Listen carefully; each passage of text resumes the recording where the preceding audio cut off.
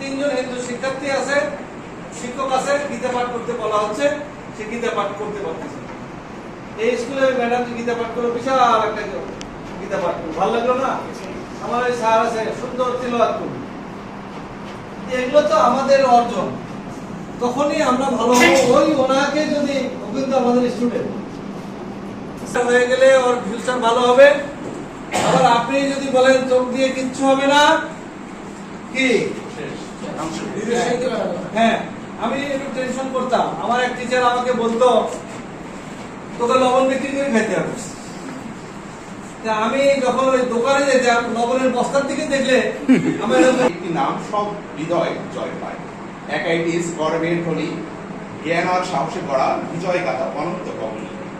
ইট পাথর নয় শুধু গড়া, ভবিষ্যতের স্বপ্নে আঁকা রঙিন ছবি করা। ছাত্র ছাত্রী গুরুজন এক বন্ধনে বাঁধা, তারা চায় আলো ছড়াক দূর দিগন্ত পথে সভা। প্রভাত বেলায় ঘণ্টা বাজে, জীবন জেগে ওঠে পাঠশালার মাঝে।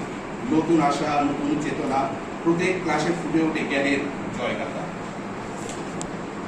পরীক্ষা নয় কেবল মেধার খেলা, মানুষ গড়ায় একাইটিসের খেলা। নীতির জালে গাথা, চরিত্র দৃঢ়, এই স্কুলে শেখা যায় কিভাবে হওয়া যায় শ্রেষ্ঠ ও প্রিয়।